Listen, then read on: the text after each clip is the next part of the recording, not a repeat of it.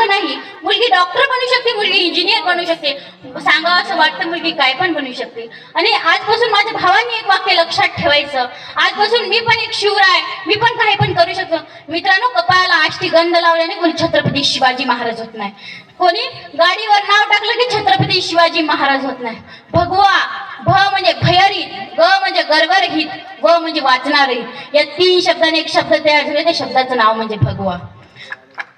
माझ्या भावांनो, एक वाक्य नेहमी लक्षात ठेवा, दादाने व्यसन करून तुम्हाला मिळतं तरी काय, चुकीच्या गोष्टीमध्ये घालू नका स्वतःचा पाय. रात्री 12 वाजता एखादी स्त्री दिसली ना, तुम्हाला जर मानता आलं ना माय, तर तुझ्या भूमीचा खरा ओरिजिनल शिवराय.